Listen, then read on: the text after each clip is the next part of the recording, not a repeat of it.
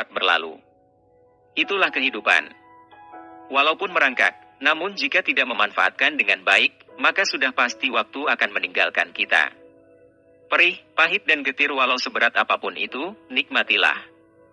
Karena jika waktu itu telah berlalu meninggalkan, bagaimanapun caranya kita tidak akan lagi bisa kembali ke masa itu. 3 bulan sudah semenjak Jerry dibuang ke bawah jembatan oleh Robin dan mertuanya Ramendra dan akhirnya hanyut terbawa arus hingga ditolong oleh seorang gadis bersama kakek dan ibunya, kini tanpa terasa Jerry sudah mulai pulih sepenuhnya. Berkat pertolongan dan bimbingan serta kemauan yang kuat, Jerry kini sudah bisa berjalan, berlari bahkan sudah bisa memikul beban yang sedikit berat. Sudah 3 hari ini Jerry selalu menemani kakek penolongnya memasuki hutan mencari bahan untuk diracik menjadi obat-obatan herbal. Hal ini sengaja dia lakukan agar dirinya terbiasa serta menjadi lebih kuat dan proses pemulihan luka dalam yang dia derita segera sembuh seperti sedia kala. Kakek, hutan ini tampak seperti baru saja mengalami pemulihan. Apakah dulu di sini pernah terjadi penebangan liar? Tanya Jerry di sela-sela istirahat. Jerry, apa yang kau lihat ini adalah salah satu tanda dari ulah ketamakan dan kerakusan manusia. Mereka ingin memperkaya diri. Persetan dengan kehidupan makhluk lain. Asal nafsu dan ambisi mereka terpenuhi, maka cara yang haram pun akan dikatakan halal bagi mereka. Kata kakek tua itu sambil ikut-ikutan duduk dan melinting tembakau dengan daun jagung. Manusia adalah satu-satunya makhluk yang bisa menebang hutan. Mengambil kayunya. Kemudian mengolahnya menjadi kertas lalu menulis di kertas tersebut, stop penebangan hutan. Kata lelaki tua itu lagi dengan tatapan sendu melihat banyak tunas-tunas yang tumbuh dari tunggul-tunggul pohon bekas gergaji mesin. Jerry sama sekali tidak menyela perkataan lelaki tua itu. Dia tidak berani sedikitpun memotong perkataan yang diucapkan oleh lelaki tua tersebut. Dia hanya bisa menjadi pendengar yang baik bagi sang kakek yang saat ini sedang menumpahkan kekesalannya. Dari dulu sampai sekarang negara terus-terusan ingin mengukuhkan identitas sebagai negara maju dan berkembang. Dan salah satu tolak ukur dari semua itu adalah perekonomian dan juga pembangunan yang seperti tidak ada habisnya dari zaman ke zaman. Tapi mereka tidak mengerti jika banyak sudah hutan yang habis dibantai demi memenuhi ambisi itu. Kata lelaki tua itu. Hal ini didukung oleh para cukong berduit yang juga ingin mengambil keuntungan dari semua ini. Akibat dari banyaknya hutan yang telah ditebang membuat banyak binatang hutan kehilangan habitatnya. Ini karena apa? Semua karena keserakahan manusia. Mereka mengira bahwa dunia ini mereka warisi dari nenek moyang mereka. Jika pemikiran seperti ini dipakai, maka semakin tahun hutan akan habis. Jika ini sudah terjadi, pemanasan global akan terus-menerus menghantui. Cuaca yang tidak terprediksi, bencana alam menjadi langganan bahkan akan menjadi momok yang sangat menakutkan bagi manusia itu sendiri. Kau Jerry, aku tahu bahwa kau adalah orang yang kaya raya dan sebagian besar perusahaan yang kau kelola bergerak di bidang infrastruktur.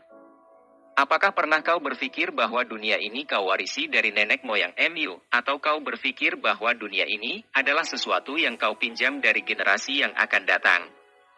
Tanya kakek tua itu sambil menatap ke wajah Jerry. Saat ini Jerry gelagapan tidak bisa menjawab pertanyaan dari kakek itu. Aku bingung harus menjawab apa kek. Karena jujur saja setiap yang aku miliki saat ini adalah apa yang telah diwariskan kepadaku sebagai pewaris tunggal dalam keluarga. Kata Jerry menjawab apa adanya. Sekarang kakek tanya padamu. Andai ada orang meminjamkan sesuatu kepada dirimu, lalu dia mengembalikan barang yang dia pinjam kepadamu dalam keadaan rusak. Apa yang akan kau lakukan? Tanya kakek itu lagi. Pasti aku akan marah kek. Paling tidak aku akan menegurnya. Jawab Jerry dengan polos. Begitu juga dengan anak cucu MU generasi yang akan datang.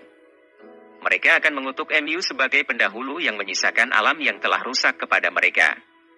Dunia ini tidak kau warisi dari pendahulu MU, tetapi meminjamnya dari generasi yang akan datang. Maka jika hal ini kau tanamkan dalam hati dan pikiran MU, maka kau akan takut untuk menimbulkan kerusakan karena generasi yang akan datang pasti akan marah ketika dia mendapatkan alam yang telah kau rusak. Mereka akan mengutuk MU dalam setiap kesempatan, kata kakek itu.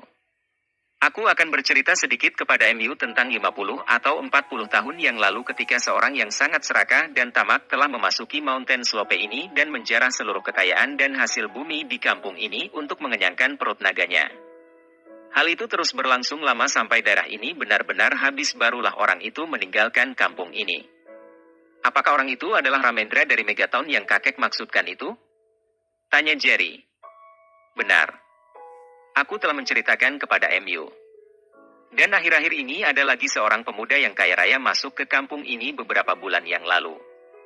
Kata lelaki tua itu memberitahu kepada Jerry bahwa dia pernah mendengar bahwa ada lelaki muda kaya raya telah memasuki kampung Mountain Slope itu beberapa bulan yang lalu. Apakah kakek tahu apa yang ingin dia lakukan di kampung itu, kek? Tanya Jerry. Biasanya aku tidak pernah merasa suka jika orang luar yang kaya raya mengintai kampung halamanku untuk mengorek kekayaan di kampung ini. Namun pemuda kaya ini berbeda. Dia datang ke kampung ini untuk membawa kemakmuran bagi para petani. Kabar yang aku dengar adalah dia ingin membangun bendungan di tengah-tengah sungai untuk irigasi. Dia juga akan membangun pabrik penggilingan di kampung ini dan banyak lagi hal baik yang dia bawa di kampung ini. Hal ini setidaknya mematahkan kebencianku terhadap orang-orang kaya yang datang ke kampung ini hanya untuk menguras kekayaannya. Kata lelaki tua itu. Apakah kakek tahu siapa nama pemuda itu? Tanya Jerry merasa penasaran. Aku hanya mendengar kabar saja. Aku tidak pernah bertanya kepada penduduk. Tapi yang jelas, orang kaya itu adalah sahabat dari anak Morgan yang kuliah di kota Star Hill. Ketika itu anak Morgan yang bernama Ryan ini kembali berlibur ke kampung itu dengan membawa dua sahabatnya, dan salah satu dari dua sahabat Ryan itulah anak muda yang kaya raya itu. Kata kakek tua itu menjelaskan. Mendengar lelaki tua itu menyebut tentang diri sahabatnya Ryan, Jerry hanya bisa menyembunyikan senyumnya. Karena dialah pemuda kaya raya yang dimaksud oleh kakek itu. Jerry, ayo kita pulang. Saatnya kau minum obat. Kau tidak boleh kembali ke Metro City dalam 3 bulan ini. Kau perlu berlatih dariku cara pengobatan dan juga cara untuk melindungi diri. Aku tahu kau memiliki dasar-dasar yang sudah ada. Tidak lama untuk menyempurnakannya. Jika giat berlatih, kau akan semakin kuat dan mampu mempertahankan dirimu. Jangan sampai kau dicelakai lagi dan dibuang ke sungai. Kata kakek itu sambil menggosok-gosok kepala Jerry sambil tertawa. Iya, kek. Aku menurut saja apa katamu. Kata Jerry sambil beringsut bangkit dari duduknya. Setelah meraih karung tempat dedaunan dan akar-akar untuk dijadikan obat, Jerry pun memikul karung tersebut lalu segera mengikuti kakek itu dari belakang.